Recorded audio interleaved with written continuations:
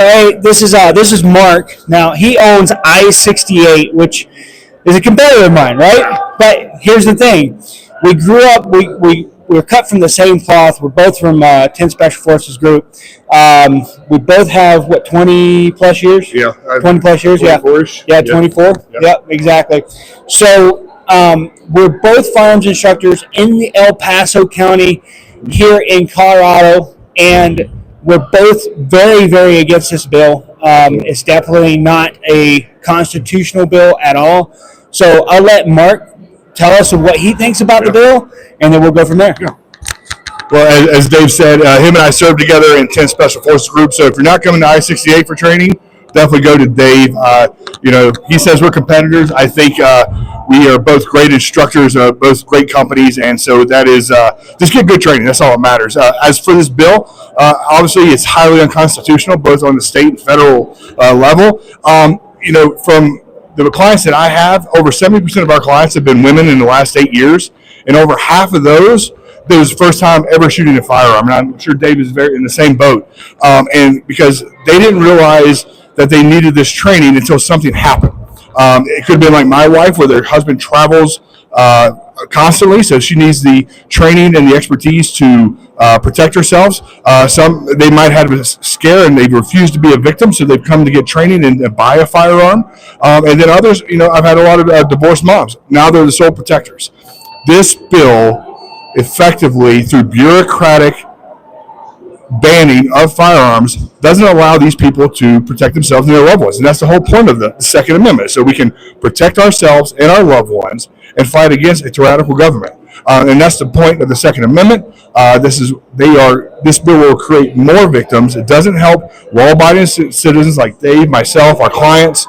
And so, I am forcefully opposed to this bill, and I think it would be horrible for the state and for the country.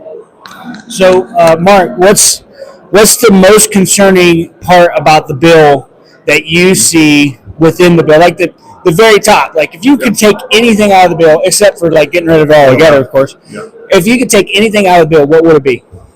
Really two things. Obviously, the bureaucratic and red tape that we have to go ask permission to go get training, then to go get a firearm. And that's just a government. And then the second, with the new amendment of them making CPW the sole proprietor of who can get a firearm, who cannot, what are the rules, how much does it cost? Colorado is already an expensive state. It should not cost that much money to be able to protect yourself and your loved ones. So there's really two things: the bureaucratic process. Dave and I have worked in government a long time, and bureaucracy kills a lot of things. And so that process right there is going to be a nightmare, especially for people that are brand new to the firearms industry, new to defensive shooting. And so it's going to be horrible for them. Yeah. So, like Mark was saying, so if you don't think that the government can run everything into the ground that it could, just look at Afghanistan. Yeah. 20 years in Afghanistan, and then a botched withdrawal, right? So anyway, I'll get off of my soapbox here. But what Mark was saying is that, you're going to have to get a permission slip just to take safety training so that you can then buy a firearm, which then, by the way, after you get that permission slip, and then you go, let's say you do all the stuff, then you still have to get a background check just to buy that firearm. So there's two background checks in the entire thing, and then you register. Yeah.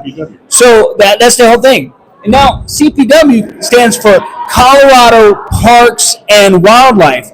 In what sense does that make that Colorado Parks and Wildlife would have any kind of say-so on our Second Amendment rights here in Colorado? It just doesn't make any sense whatsoever. Do you have anything else you want to say? I would just say this is my first time doing this with that I'm retiring from the Army, and I would just say, hey, even if you're not a gun person, this is about them taking away your choice to protect yourself and your loved ones. You don't have to make that choice; that is on you. But if you do decide to make that choice, that is your choice as an American, as a Colorado citizen, and then go get high-level training. Go to Dave or come with AAA Coach or come to I-68 Consulting and get the highest training available that you can. Dave puts on great courses. I-68 puts on great courses, and we're here. The reason we do what we do is to have a positive impact on you. And both Dave and I are from the East Coast. We have decided to stay in Colorado to build our businesses and to help our communities. And this is what we're doing up here today. Yeah. So well done, Dave. All right. Thank you, man. I appreciate it.